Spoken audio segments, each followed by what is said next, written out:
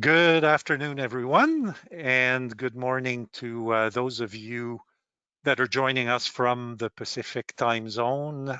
Thank you all for joining us. My name is Jacques Descaries. I'm the Vice President of Sales and Marketing here at INDUSTRIOS, and it's a true pleasure to welcome all of you to this very first PlantInsights webinar.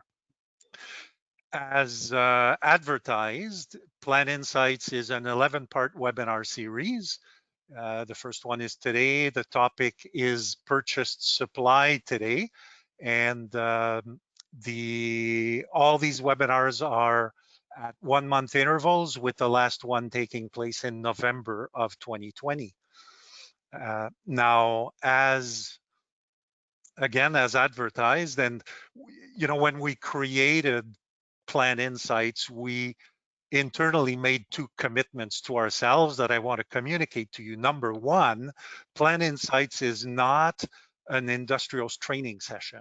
What it is a series of discussions about how you can use INDUSTRIOS to measure what you may want to manage about your operations. All right, so not a training session. So looking at the audience here, you're all in the right room. All of you are owners and executives and decision makers in organizations and manufacturing firms that are running INDUSTRIOS to support their operations. So that's commitment number one. Commitment number two is we endeavor to keep these sessions to 20 minutes of content, followed by a 10-minute Q&A, the whole webinar not exceeding 30 minutes. All right, so we know your time's precious. We appreciate your joining us. We endeavor not to overextend our welcome. So now, speaking of Q&A, a couple of housekeeping items. On your GoToWebinar control panel, you're going to find a couple of tabs of interest. One is the questions tab. So of course you can use that at any time to fuel the Q&A at the end of the session. The other tab of interest, of course, is the one that says handouts 2 of 5. And if you wish to avail yourself of these 2 handouts, you can do so at any point in time throughout this session. Okay, so that concludes the intro part. At this point, what I'd like to do is introduce my colleague, Cavell Penny. Cavell has been with INDUSTRIOS for over 10 years. She's had roles ranging from implementation to training to documentation and product marketing. And so at this point, I'd like to turn things over to you, Cavell.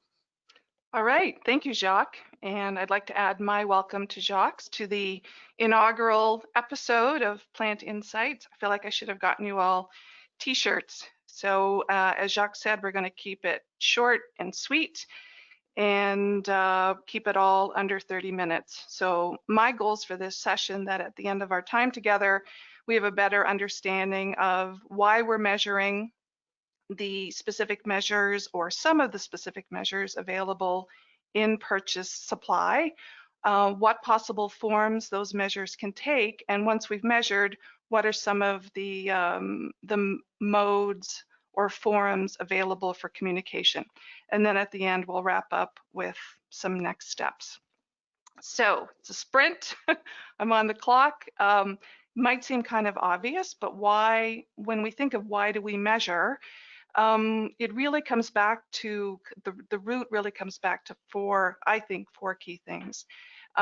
Is there a degree of success or opportunity? Hopefully.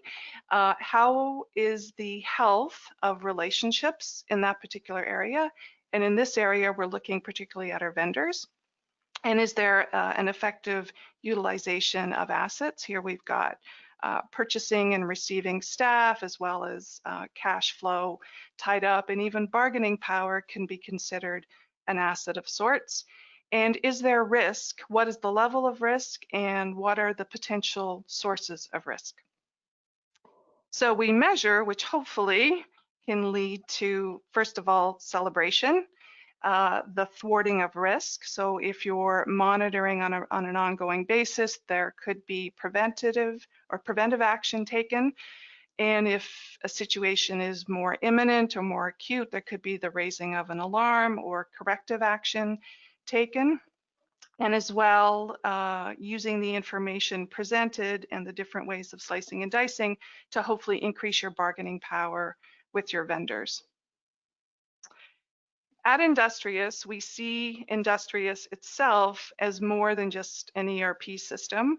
We see it as part of a business process control system, that iterative loop of plan, execute, monitor, and analyze. In our PlantInsights sessions, we're going to be focusing on the left side of that quadrant, on the analyze and monitor.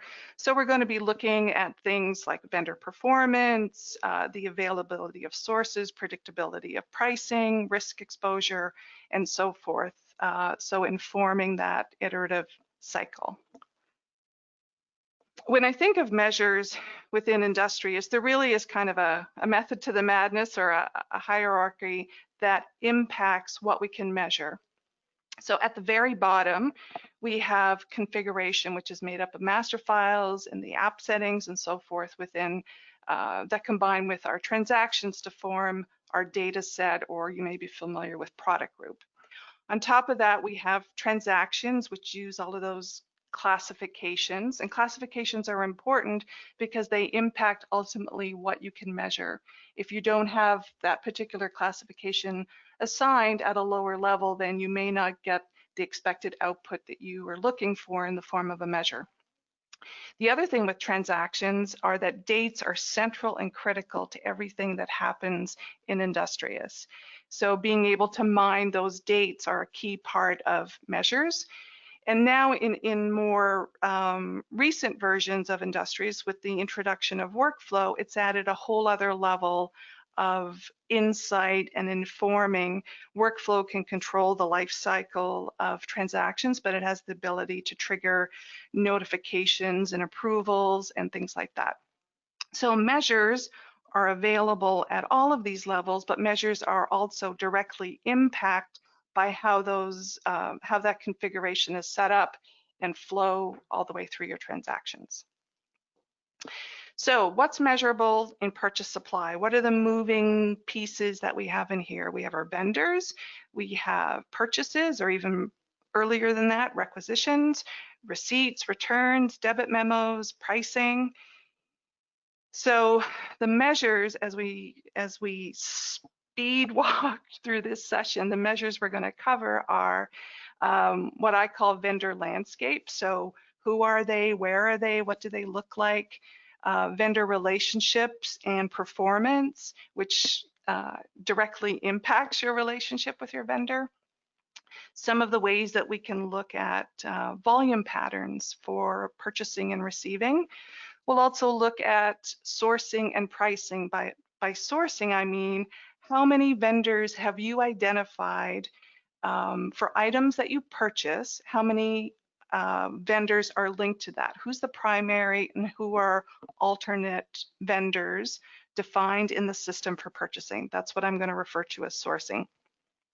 Pricing is the definition of pricing within our vendor price matrix. So if you've got pricing agreements with your vendors with effective and expiry dates, that can be recorded in the system, which lends to predictability in your whole purchasing area. We'll also look at open purchase orders as well as purchasing history, and we'll look also at ways that we can present what I call the spectrum of how firm costs or commitments are, going from requested on the soft end, so you've not committed to buy it, but somebody internally has requested it, all the way through to committed and actual costs. And then we'll finish up with purchasing power. So a lot to cover, and I'm on the clock. So first, vendor landscape. So here I'm really talking about your vendor master and all of the different classifications that we can associate with it. We can break down by class, country, currency, industry, who's responsible for it, who's the account manager, and so forth. And the beauty with these classifications is they're fine for looking at who your vendors are, but then those classifications can be extended to how you look at your transactions. And that's one of the beauties of dashboards. So a caveat before we actually walk through some of the specific measures that I've configured, actually a caveat and an invitation. First, the invitation. So I'm going to be covering measures here, and they're kind of the tip of the iceberg. They're measures that we have identified as key in this area. But in the spirit of community, if you have a measure that you particularly or your organization is measuring in this area and you'd like to share it with the group, with our Industrious community, put it in the chat, and we'll include it with the materials that we send out. The caveat is the measures that you're going to see here are a combination of things. You're going to see, and this is all Industrious standard configuration using our plant gauge module, but you're going to see what we call dashboards are inside of plant gauge, as well as a combination of the dashboards that I've configured or measures that I've configured in Power BI, which is free within Office 365, but I've linked to the Power BI. I've published it and linked to it, so it's being displayed within an Industrious dashboard. And please don't get caught up on my color choice and use of visualization. What I really want you to take away is the measurability, not necessarily how I've chosen to measure it here. And my data set is admittedly much smaller than yours. So without that, having said that, here's my dashboard for vendor landscape that I was referring to, of who they are, where they are. So here are some of the options that you can do. So I can see where they are geographically, the type of business they are, who's responsible for them, account manager. I have slicers that I can add, and the nice thing within Power BI is then the relationship between them, then each measure is affected by the filtering in the other. And this one up here is using filtering vendors by our purchase commodity. So it's a fairly new classification associated with vendors based on the type of items that we purchase from them. So I can see that more than half of my vendors are hardware and aluminum type vendors. So it gives you a flavor of some of the ways you can look at your vendors. Vendor relationships and the health of those relationships. So we know that vendors come and go every year, but adding a new vendor is not without costs. There's the time for research, for negotiation, for ensuring that they're providing the quality that you expect. So one of the measures that we thought would be of interest are the number of new vendors that you're adding in a reporting period. Excuse me. The other measure with respect to relationship is what I call single source. What I referred to earlier are those inventory items where you've identified who you're purchasing from, but you've only identified one source. And maybe there is only one source for your operation, or maybe it is a source, pardon the pun, a source of concern if there are supply interruptions. Is it a potential risk? We'll look at the average age of relationships, and then as well what I introduced earlier with defined pricing agreements with your vendors and how different ways of looking at that. So again, this is another Power BI board inside of an Industrious, inside of our Industrious dashboard. And there's a lot of information on here, but there is in some order, I promise. So the top level, I'm looking at my number of vendors and how many of them are new. I can then calculate the average the length of the relationship, so how long these vendors have been around. And I can see the split by how many of my vendors are new compared to how long they've been around. In order to calculate this, there's a field on our vendor master called vendor since. So if this information is important to you, then you'd want to make sure that someone in your purchasing area is making sure that when vendors are being maintained, you're entering that field. In the next one, I'm looking at sourcing. So as what I referred to before, how many of my items at least have a vendor identified, and of those, how many are single source? So I can see of the 228, 77 of them are only have a single source identified. There are other things that we can do with when we have single sources identified, other metrics or different ways that we can go with this. For example, we can also look at how often you're going to that second source versus your primary source. With that level of information being tracked on transactions, we can see that, and it speaks to the unavailability of your primary source. I also can see vendor concentration here, that I've got almost 200 items with vendors, but that's really concentrated amongst 27 vendors. In the bottom, I can identify the number of vendors that I have pricing agreements with, how many items covered by those, and then here I've got some flags, or I can monitor how many vendors have pricing expiring in the next 30 days or 6 months, whatever is pertinent to your operation, and how many items covered by that pricing that's about to expire. Vendor performance. So when we talk about vendor performance, we're generally talking about do they ship on time? Do we have frequent back orders? Are they shipping complete? As I just mentioned, the unavailability of source. So how often are they not available that I need to go and find a second source? Debit memos can also convey a lot of information about a vendor performance, and the ability to track debit memo reason codes, so you can identify why are items being returned to that vendor, or what's the reason behind credits from vendors. There are reports within INDUSTRIOS that we can do this, but we can also do it through a BI dashboard or even a plant gauge dashboard. The report would be the vendor delivery performance report. So as I mentioned, or I referred to early on, about how critical dates are to transactions within INDUSTRIOS. So with a PO, when we issue a PO to a vendor, we tell them when we require it. We can also know when they've promised to provide it, when we need it on our dock. So we have the ability then, when the PO is received, that we can measure how late they were to each of those dates, if one is more applicable to you than the other. But we have the ability to measure the number of late, and I hope this is not your average days late, but to calculate an average days late, as well as the number of orders incomplete.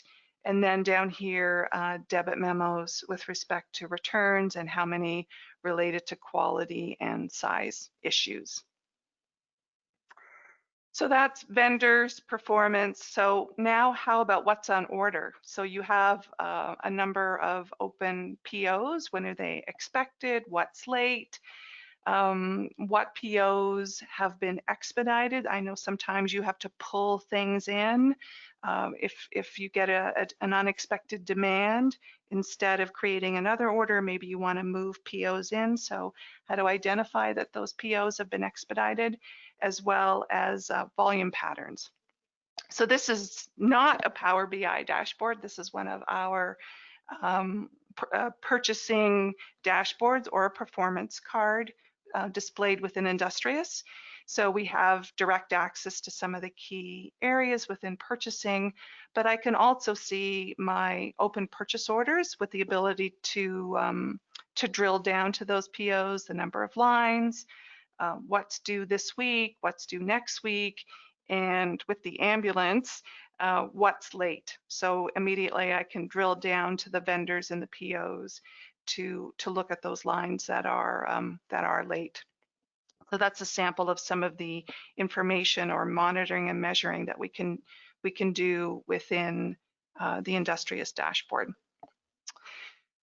We can do some fun things, I think, with assessing volume. So this is an example of some of the things that you can do. So I can see what are my heavy weeks of month and weekdays for issuing POs, as well as receipts. So I can see that Tuesday is a big heavy day for getting POs into the system. Perhaps material planning runs over the weekend, and then it's reviewing on Monday, and then a flurry of POs get entered on Tuesday. This information can maybe provide insight if there are challenges with getting volume through those areas. If there's an opportunity to do some smoothing, or if you've got some floater staff that you could move in to potentially help out. So you could use this kind of information to help with that type of decision making.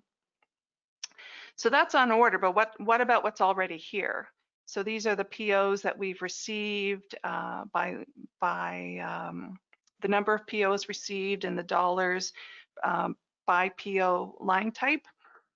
So here I can see I've got my number of receipts by quarter, dollars by quarter. I can do some monitoring by line type, separating inventory versus material versus non-stock or direct purchases, subcontracts. I can also break down dollars or any of the receipts by the internal buyer.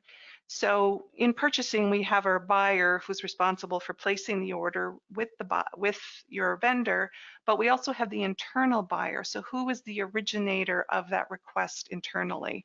So if that is of interest to your operation, we can do some monitoring at that level as well.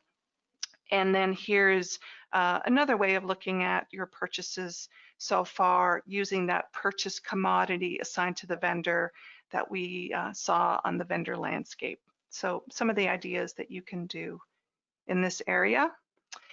And with purchasing power, this is kind of a simplified or a riff on a Pareto analysis. We can do things like vendor concentration. So who are the vendors, how many of them, and who are they that make up 80% of our dollars spent, or the number of our POs, or the number of our lines. So we have the ability to do all of those types of calculations as well. And then requested versus committed. So this, I alluded to it briefly, that there's kind of a spectrum of the firmness of the commitment, going from open requisitions all the way through to you issued a PO and you actually have received the goods. So here, this is a simple card visualization in Power BI, but this is the value of my open request. So this is everything in suggested requisitions. If you were to go ahead and buy it right now, that's the value that it would be. Or so suggested requisitions created by material planning, or additional requisitions that have been manually added to the requisition area. Committed being the value of your open POs yet to be received. This is the value of the goods that have been received and vouchered. And then another way of looking at this is something I call spend under management.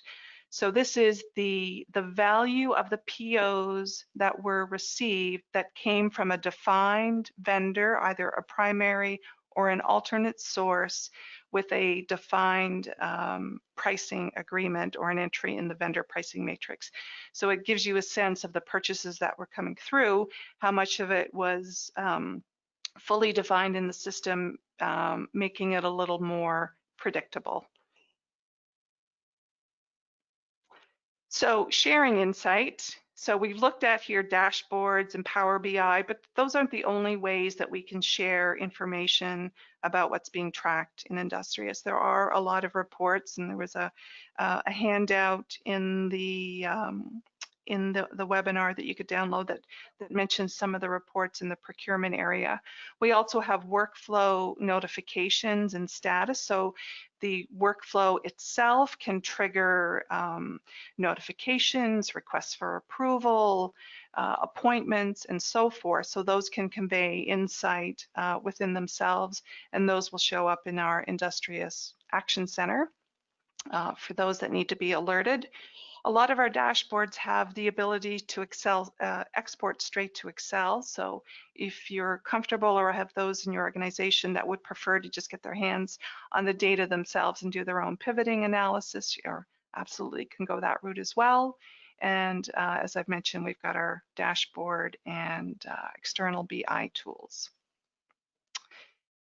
So I'm not sure, Jacques, how I've done. Oh, I'm 25 minutes, so I owe 5 minutes. Well, no, that was excellent. Thanks, Cavell. No, you know what, we're right on time. We've got 5 minutes left for Q&A and a quick wrap up. So looking at the questions here in the question panel, I've got a few. We'll start with the one that I prioritized. Someone's asking, it's a very good question. There's a lot of people that don't know what the Action Center is.